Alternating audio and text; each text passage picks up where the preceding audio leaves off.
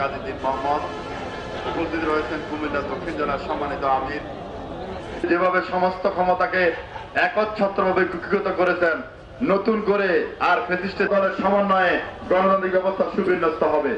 আমাদের দাবি হচ্ছে, যারাই আন্দোলনে যে সমস্ত নিরীহ মানুষ জীবন দিয়েছে তাদের একজন হত্যাকারী ব্রিটিশদের চাইতে বেশি সম্পদ দুটো ফুটে খেয়েছে, আমরা তাদেরকে আর এই দেশের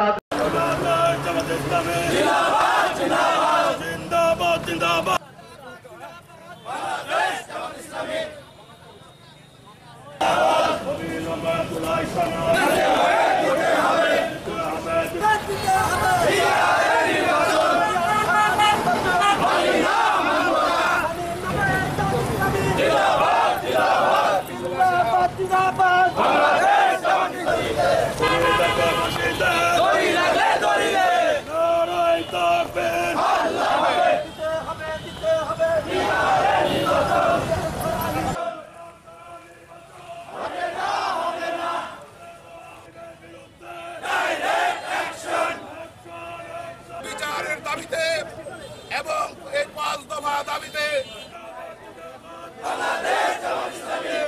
সম্মানিত ভাই ব্যাকশট নিয়ে এখান থেকেই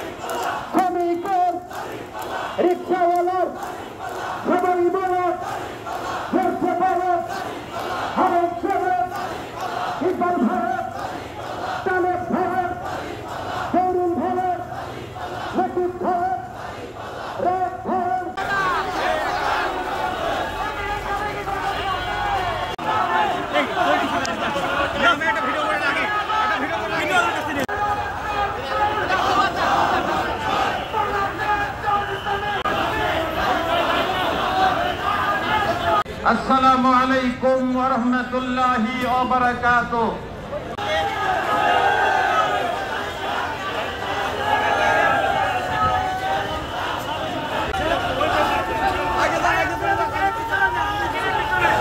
আমির হযরত মাওলানা জহুরুল ইসলাম খান যেন দেশে নির্বাচন হয় সেই দাবির প্রতি আপনারা সমর্থন জানাবেন, এই আশাবাদ ব্যক্ত করে সবাইকে ধন্যবাদ দিয়ে আমার কথা এখানে শেষ করছি। জন্য দুর্নীতিমুক্ত রাষ্ট্র ভিতরের দিকে যান।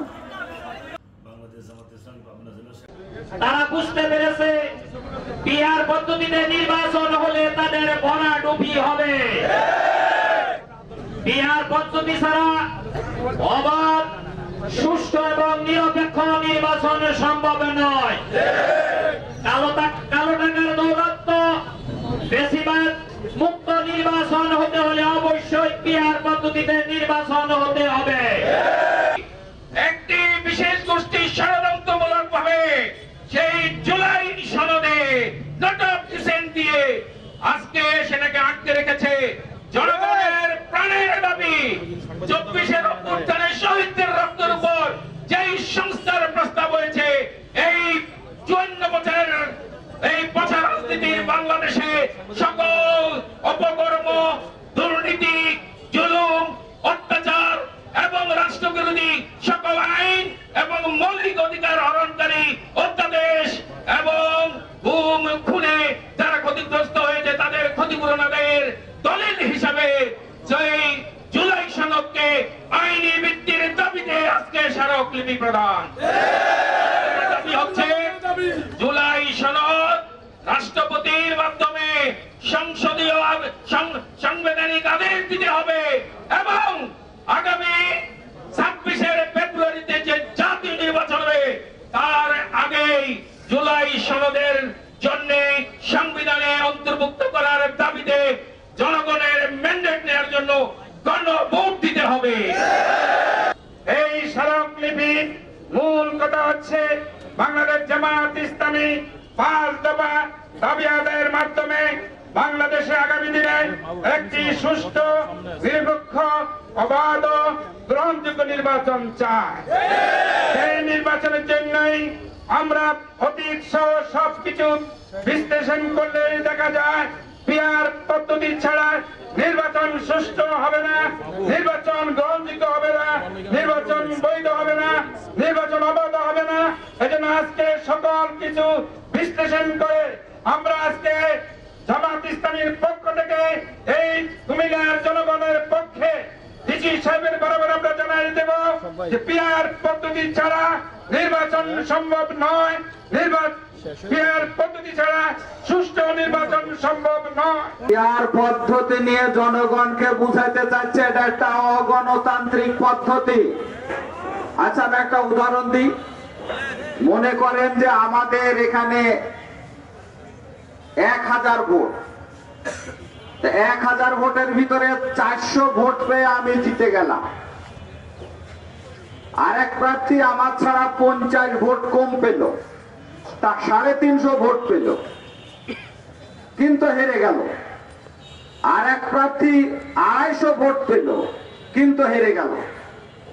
তাহলে জিতা ভোট বেশি না হারা ভোট বেশি? জিতলে 400 ভোট আর আমার বিপক্ষে দাঁড়িয়ে আছে 600 ভোট। দাঁড়িয়ে আছে কিনা? আমরা চাচ্ছি তিনারা যে দলে থেকে দাঁড়িয়েছিল সারা দেশের সেই দলের জন্য কাউন্ট হোক ভোটটা, এবং যারা যত পার্সেন্ট ভোট পাবে সেই পরিমাণ সংসদ সদস্য যোগ্য লোকগুলাকে দিয়ে রাষ্ট্র পরিচালিত হোক। যদি এককভাবে কেউ ক্ষমতায় যায় মাত্র 40% ভোট পেয়ে, তাহলে বিগত দিনে যে স্বৈর শাসক গড়ে উঠেছিল আমাদের, সেই স্বৈর শাসক আবার বাংলাদেশে গড়ে উঠবে। আমরা লেভেল প্লেইং ফিল্ড চাই মাঠের জন্য। এখনো থেকে হুমকি ধামকি দেওয়া শুরু করেছেন, কে যায় দেখে নেব, বিভিন্ন ট্যাগ লাগিয়ে কথা বলছেন। যারা অপরাধী আমরা দেখতে পাচ্ছি, অপরাধী যত বড়ই হোক না কেন ট্রাইব্যুনালের মাধ্যমে তাদের গুছিয়ে নিয়ে বিচার করা হচ্ছে। বাকিগুলা সকলে এদেশের জনগণ। এই জনগণ কারো একক সম্পত্তি নয়। একক সম্পত্তি হলে 70-এর নির্বাচনে শেখ মুজিবুর রহমান সাহেব ব্যাপক 90%-এর বেশি ভোট পেয়ে সংখ্যাগরিষ্ঠতা অর্জন করেছিলেন। তারা এদেশ থেকে হারাবার কথা ছিল না। বিএনপি শাসন করেছে 3 বার, তারা এদেশ থেকে হারাবার কথা ছিল না। আবার আওয়ামী লীগ আসার কথা ছিল না, আবার জাতীয় পার্টি আসার কথা ছিল না। জনগণ চায় তাদের প্রত্যাশিত একটা সরকার আসুক, যার কারণে জনগণ বারবার তাদের মতকে পরিবর্তন করেছে, ঠিক কিনা?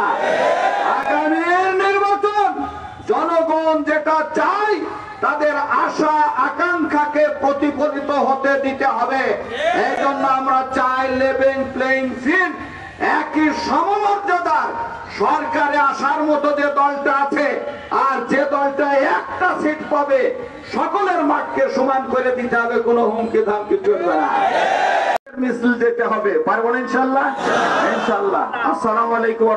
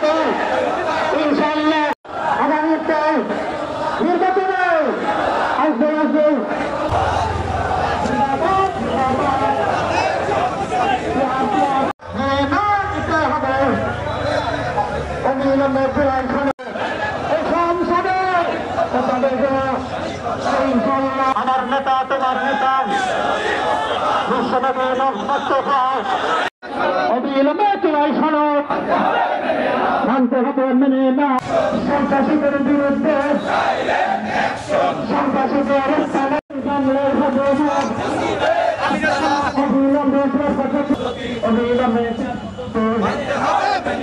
অবিলম্বে চূড়ায় সনদ মেনে না নারায়ে তাকবীর দেশে তাদের অন্যায়